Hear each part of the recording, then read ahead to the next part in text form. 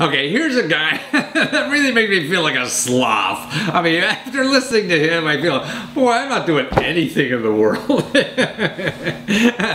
This guy is really interesting. And now what he is a photographer. But what he decided is, about global warming and what's happening in global warming. What he's decided to do is say, hey, what we should do is go to where the glaciers are and take pictures of these things so we could see what happens to the glaciers 10 years from now. And we could really document that, and see it. And instead of guessing and whatever and have one scientist fight another, we have all used the same data. Hey, this picture was this 10 years ago. Now it looks like this. We want to keep doing this or not, and then decide what the heck to do.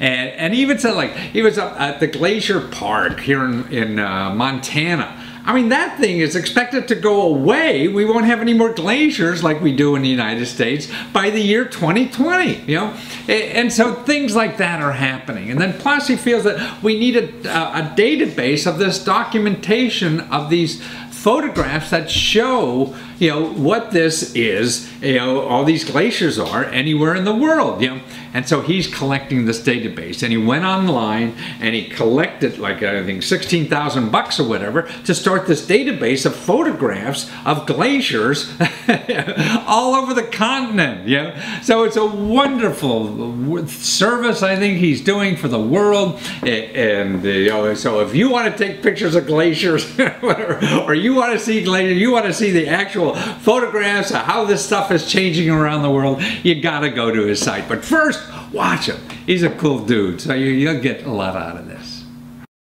Klaus Thyman, you have this wonderful project called projectpressure.org that's really trying to save the world as a photographer. I mean, it's just amazing stuff. I mean, watching your video on emphasis about how you're trying to get pictures of glaciers that nobody has pictures of so that we could document this stuff and know what they're going to look like 10 years from now, because some of these are disappearing, right?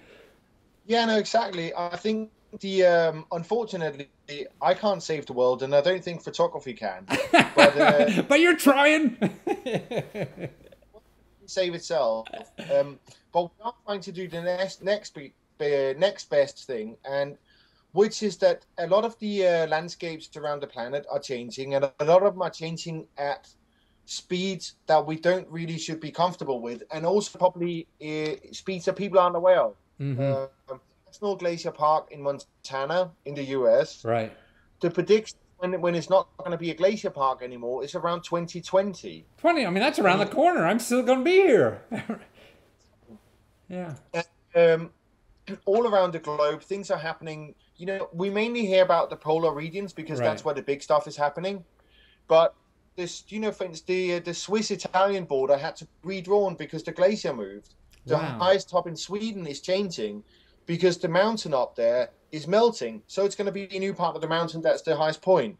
Wow. The glaciers in Africa, that probably nobody's heard about anyway, are also going to disappear. And Africa is going to be the first glacier-free or existing country or continent with glaciers that's going to be glacier-free. Wow! So everybody has glaciers, even Africa, and soon they won't have any, right?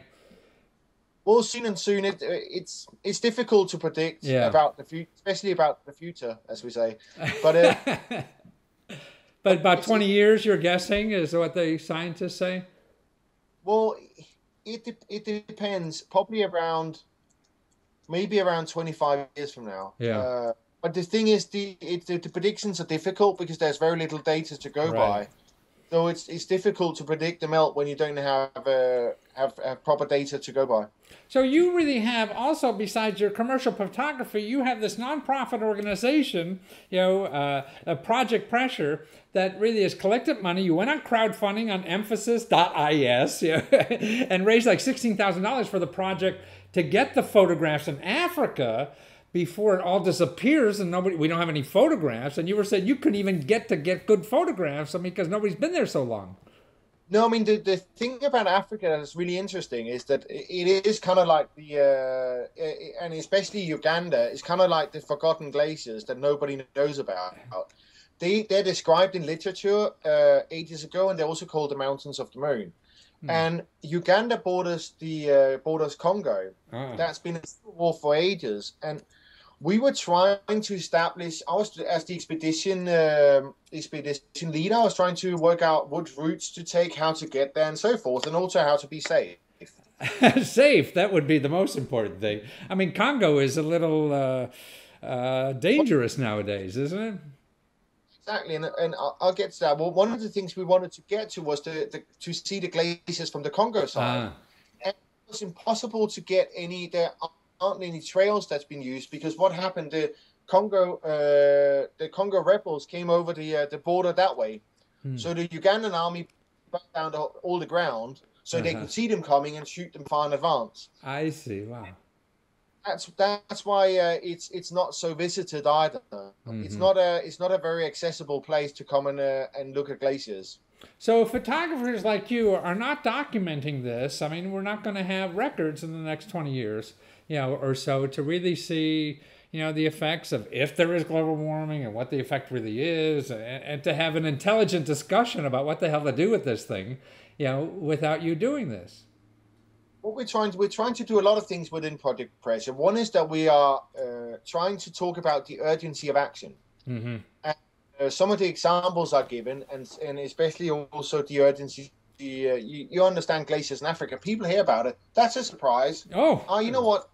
They're going to be gone soon. That's another surprise for you. Okay, maybe to do something. So we're trying to focus on the urgency of action. We're also creating an artistic project that I'm not the only photographer. There's lots of other really great people contributing, and it's a participatory project that people can contribute in a citizen scientist way, where they go out and take pictures, upload to our platform. By the way, funding pending, but we'll get there. I'm confident. And then we have a almost ever evolving visual time capsule of what the world looked like and looks like. So the project that you funded on Emphasis, and you got 16 grand on this thing, which is great, and then that is part of a bigger project that you have that's going to be on Project Pressure for everyone to contribute photographs like that, so citizens can go in and see the difference and what's happening to our planet. I guess that's what you're saying, right? It's Project Pressure, put very simply, is the world's first crowdsourced glacier atlas. So it's like Wikipedia, but just for glacier atlas. Bigger task. There's about 300,000 glaciers around the planet. 300,000. Wow. Glaciers, almost every continent, bar Australia, if you work with a 7-continent model, and a lot of these places.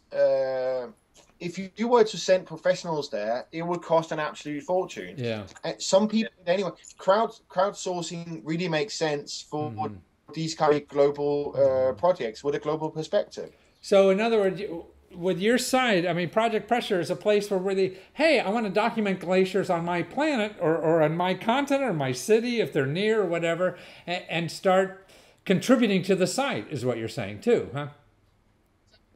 That's the whole idea. The idea is that we want to inspire participation, and secondary, we want people to, once they participate, hopefully there will be a behavioral change or behavioral alteration, so we have less CO2 emissions. Ultimately, that's the idea. The other point with the project is that we're looking forward, but we're also looking backwards, because we can't see where we're going without knowing what the history is like.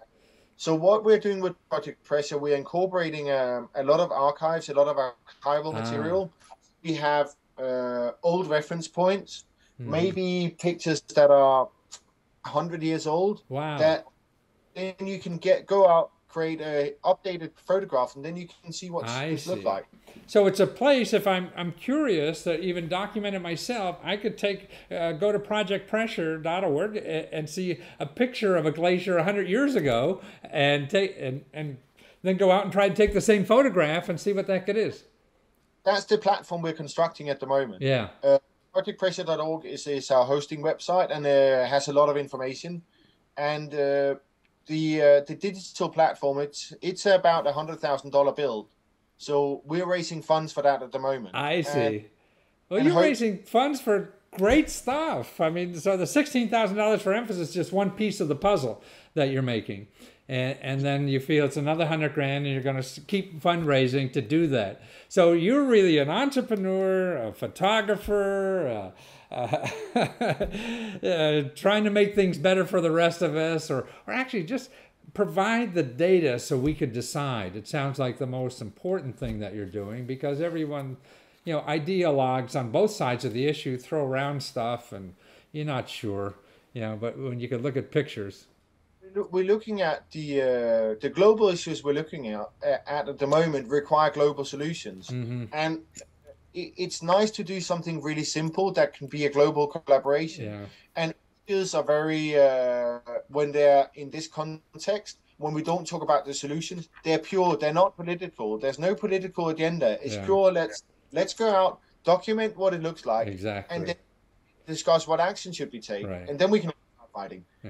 No, then we start the fighting. Yeah, right. Well, we got to have the data to fight, you know, and if it's collaborative data like this, it's easier to respect, you know, the other opinion, you know, because then if you think the other opinion is biased, coming from biased data, then it's hard to respect it. But I think is really important is that we're talking about things that are happening, climatic changes that are affecting glacier landscape and pretty much all around the planet. And one of the things that we can do is that even sorry, excuse me. That's okay. That's from all that mountain climbing. We're talking about glacier landscape, and one of the things that we can do is that we can create a historic archive for the future, so they can see what the past looked like. And I think that's an important legacy to leave behind. Oh, that's very important and wonderful that you're doing it. I thank you as a citizen of the planet that somebody's doing this. And I don't have to trek around glaciers to do it. So thank you very much. And the website is project-pressure.org. Go there, find out about it. You got videos that explain the process and how to contribute if you want, or how to give, or contribute in photographs or anything. And there'll be more coming on there soon, right? Yeah, and just have a look, because there's a lot going on, and it's there's a ton of pictures to look at as well. Right. It's something that's not going away, huh, Klaus? Well, thank you for being there. Take care. Take care. Hey, pretty neat, huh? See, we can all do fun stuff like this. And this is what the internet allows us to do. Have a source to go out and try to raise money to do the things that we think are important in life. You know, nobody else will listen to it, the crackpot banks or whatever, or too much interested in making money. But there's other people who probably feel like you do about the problem you want to solve. And that's what's so cool about the internet. You can find them and raise money from other concerned people who are concerned about the same thing you are. And that's what's neat about our world now. It is a flat world, and without any glaciers, it's going to be a little flatter too. So learn how to start using this system.